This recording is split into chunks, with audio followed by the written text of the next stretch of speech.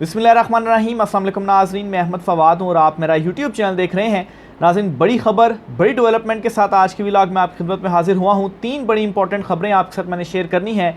सबसे पहली और बड़ी ब्रेकिंग न्यूज़ तो ये है कि सुप्रीम कोर्ट ऑफ पाकिस्तान से एक और बड़ा झटका पहुँचा है इस मौजूदा चुनतखब हुकूमत को, ख़ास तौर पर मरियम नवाज़ को, और मखसूस नशिस्तों के बाद ये दूसरा बड़ा झटका है। तफसीलात क्या हैं, अहम तरीन और एक्सक्लूसिव डिटेल्स आपके साथ में शेयर करूँगा। चीफ जस्टिस काजी फ़ाइज़ ईसा साहब की जानिब से बड़े ही एक अहम मामले पर मरियम नवाज़ पर कैसे पाबंदी आयद की गई है, बड़ा हुक्म जारी किया गया है, तफसीलात आपके साथ में शेयर करूँगा। दूसरी तरफ नाज़रीन, लाहौर हाई कोर्ट के चीफ जस्टिस ने इमरान खान साहब वाला ही, बल्कि आप यूँ कहें कि इमरान खान और लाहौर हाई कोर्ट के चीफ जस्टिस एक पेज पर आ गए हैं। अहम तरीन कुछ इकदाम उठाए गए हैं chief justice Lahore high court की जानिब से, और बहुत अरसे बाद अब ये चीज़ देखने को मिली है कि अब जो केसेस की फिक्सेशन है, जो केसेस मार्क किए जाते हैं वो मखसूस जजों के पास नहीं जा रहे बल्कि मुख्तलिफ जजिस के पास जा रहे हैं। मरियम नवाज़ क्यों नाराज़ हैं, बेचैन है, इस पर भी कुछ तफसीलात हैं, वो भी आपके साथ मैंने शेयर करनी है। और आखिर में नाज़रीन, कैसे इलेक्शन कमीशन ऑफ पाकिस्तान और मौजूदा चुनतखब हुकूमत और लाहौर हाई कोर्ट आमने सामने आ गई हैं, इस पर भी कुछ तफसीलात हैं, वो भी आज की व्लॉग में आपके साथ में शेयर करूँगा। सबसे पहले तो नाज़रीन लाहौर हाई कोर्ट की जानिब बढ़ता हूँ।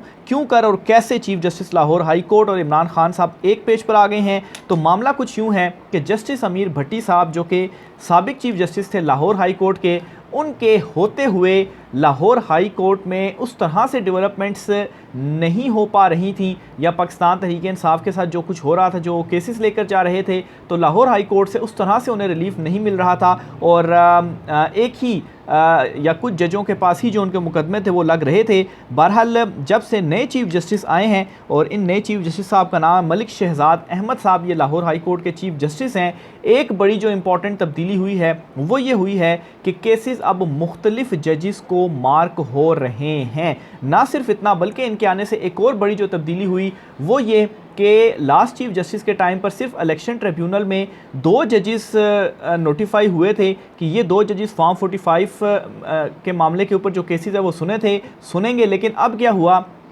कि इन्होंने मज़ीद 6 जजिस या 7 जजिस का नोटिफिकेशन जारी किया, और कुल तादाद इलेक्शन ट्रिब्यूनल में 8 या 9 हो गई। लेकिन इलेक्शन कमीशन ऑफ पाकिस्तान ने अभी तक इसे एक्सेप्ट नहीं किया, क्योंकि नाजरीन जो नज़र आ रही हैं चीज़ें, इलेक्शन कमीशन ये कहता है जी कि आप ज़्यादा जजिस के नाम दें, उसके बाद फिर हम उनमें से खुद चूज़ करेंगे। भई आप खुद को क्यों चूज़ करेंगे, आप कैसे पिक एंड चूज़ कर सकते हैं, और कैसे मखसूस जजिस को आप चूज़ कर सकते हैं कि इनको जो केसेस हैं वो दिए जाएँ और ये सुने। बहरहाल जी, दाल में साफ काला नज़र आ रहा है कि इलेक्शन कमीशन इस वक्त फंसा हुआ है फॉर्म 45 के मामले पर, इसीलिए अभी तक उसने अपलोड नहीं किए। तो ये दूसरा बड़ा अहम मामला था, जो कि इकदाम था जो कि chief justice Lahore high court ने उठाया। फिर इसके बाद नाज़रीन, इनके आने के बाद पाकिस्तान तहरीक इंसाफ को भी काफ़ी केसेस में जो रिलीफ है वो भी मिला। फिर एक और बड़ी इंपॉर्टेंट चीज़ इन्होंने ये की कि स्पेशल कोर्ट्स के लिए कुछ जजिस के नाम इनकी जानिब से दिए गए कि इन जजिस को तैनात किया जाए, लेकिन जो सूबाई हुकूमत है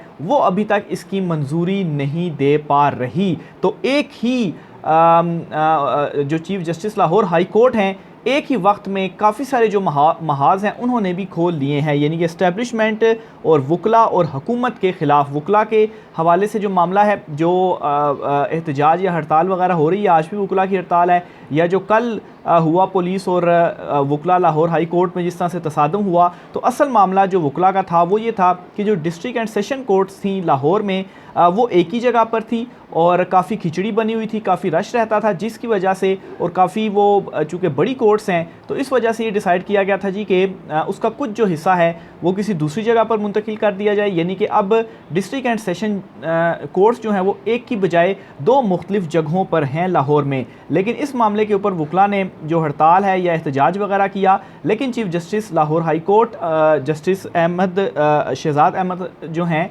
वो अपने मामले के ऊपर डटे हुए हैं, और साफ जो इसकी रीज़न है वो ये है कि एक जगह पर कंजस्टेड हो जाते हैं मामला, तो इस वजह से 2 मुख्तलिफ जगहों पर जो कोर्ट्स हैं वो बना दी गई हैं। इस पर जो वकला का मौक़िफ़ है वो ये कहते हैं जी कि अगर उनके 2 अदालतों में केसेस हैं तो फिर उन्हें 40 मिनट की ड्राइव करके दूसरी अदालत में जाना पड़ेगा, तो इसलिए एक ही जगह पर होनी चाहिए।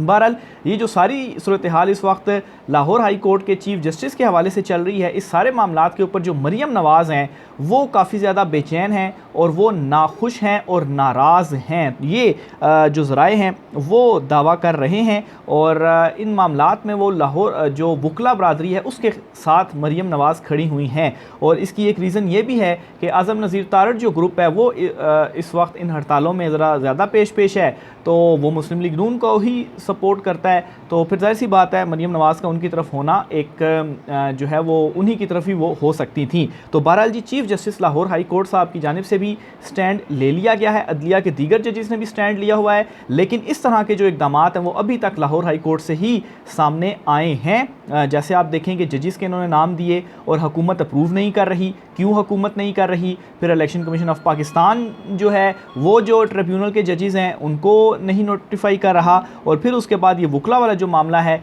ये भी खुला हुआ है, लेकिन लाहौर हाई कोर्ट के चीफ जस्टिस अभी तक डटे हुए हैं। तो ये अहम तरीन मामला है और ये सारे इस वक्त जो चीज़ें हैं वो किसको सपोर्ट कर रही हैं, वो इमरान खान साहब के सपोर्ट में भी आप इसको देख सकते हैं और एक पेज को भी इस तरीके से देख सकते हैं कि इमरान खान साहब भी इसी तरह से ही जो इक़दाम हैं या जो चीज़ें हैं जो उनकी सोच है और सेम सोच जो है वो दूसरी तरफ chief justice Lahore high court भी हैं। तो बहरहाल जी ये पहली खबर होगी। दूसरे नंबर पर नाजरीन आपके साथ जो खबर शेयर करनी है वो ये है कि चीफ जस्टिस कादी फ़ाइज़ ईसा साहब की जानिब से आज दो बड़े अहम फ़ैसले दिए गए हैं। ये दो फ़ैसले क्या हैं? एक फ़ैसला तो ये है जी कि सुप्रीम कोर्ट ने तरक्याती मनसूबों पर सियासतदानों की तख्तियाँ लगाने पर जो पाबंदी है वो लगा दी है, और ये जो पाबंदी है इससे अगर कोई ज़्यादा इफ़ेक्ट होगा तो वो मरियम नवाज़ ही होंगी। और इसकी जो रीज़न है वो ये है कि अपनी जो तशहीर है वो मरियम नवाज़ ही ज़्यादा करती हैं, जो तख्तियाँ हैं वही लगाती हैं और आवाम को दिखाती हैं कि आज उन्होंने ये कर दिया, आज उन्होंने वो कर दिया। और वो कहते हैं कि जी कि 3 ख़वातीन इस वक्त 3 टिकटॉकर ख़वातीन इस वक्त पंजाब की हुकूमत चला रही हैं और उनमें एक खातून मरियम नवाज़ भी हैं, जहाँ जाएंगी टिकटॉक बना देंगी और वीडियो अपलोड कर देंगी। बहरहाल कहा तो तख्तियों के हवाले से गया है कि आप अपने मंसूबों के ऊपर तख्तियाँ लगा देते हैं, अपने सियासतदान उसमें नाम लगा देते हैं, इसके ऊपर पाबंदी लगाई है चीफ जस्टिस कादी फ़ाइज़ ईसा साहब ने। लेकिन इसके साथ ही कुछ अहम तरीन रिमार्क्स भी इस केस में दिए गए हैं जो कि तशहीर से मुतल्लिक दिए गए हैं। इस पर जो डिटेल्स हैं वो आपके साथ में शेयर करता हूँ। ओवरऑल सारे सियासतदानों पर ये लगाई गई हैं। अच्छा, इस हवाले से सुप्रीम कोर्ट ने 2021 में पहले भी जो फ़ैसला है वो दिया था, लेकिन उसके ऊपर इम्प्लीमेंट नहीं हुआ, तो दोबारा चीफ जस्टिस कादी फ़ाइज़ साहब ने कहा जी कि इसके ऊपर इम्प्लीमेंट किया जाए। सुप्रीम कोर्ट ने वफाकी और सूबाई हुकूमतों को सुप्रीम कोर्ट के 2021 के फ़ैसले पर अमल दरामद की हिदायत करते हुए तरक्याती मनसूबों पर सियासतदानों की तख्तियाँ लगाने पर एक बार फिर पाबंदी जो है वो आयद कर दी है। चीफ जस्टिस ने रिमार्क्स दिए कि अपनी जेब से तरक्याती काम करवाएं तो फिर अपने नाम की जो तख्तियाँ हैं वो आप लगाएं।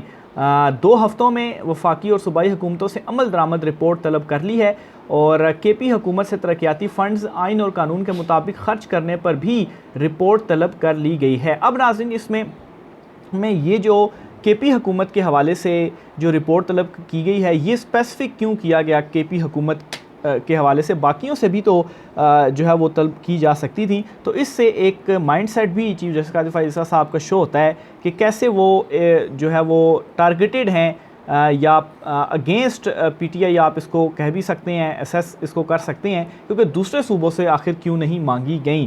तो और फिर ज़रा ज़्यादा मेरे ख्याल से कादी साहब इसमें इस वजह से भी इंटरेस्ट ले रहे थे क्योंकि इसमें फिर जो पिछले दिनों पाकिस्तान तहरीक इंसाफ का एक मामला सामने आया था मिशेल यूसुफजई या शहरयार अफरीदी के, उन्होंने जो कुछ अपनी थोड़ी तशहीर वगैरह की थी उस पर पीटीआई ने एक्शन लेते हुए पाबंदी भी खैर अली अमीन गंडापुर ने लगा दी थी, लेकिन स्पेसिफिक कर दिया जी कि आइन और कानून के मुताबिक जो फ़ंड्स खर्च करने का मामला उसके ऊपर जो रिपोर्ट है वो आप दें। और आजकल केपी वैसे ही अपने जो उनकी रकम वफाक ने रोकी हुई है गालबन उसके ऊपर काफ़ी जो एग्रेसिव मौक़िफ़ है वो अपनाया हुआ है। बहरहाल जी इसको इस एंगल से भी देखा जा सकता है। सुप्रीम कोर्ट ने अहकामात जारी करते हुए कहा कि पाकिस्तान जमहूरी मुल्क है, कोई बादशाहत नहीं, पाकिस्तान में अवाम किसी हुक्मरान की राया नहीं है।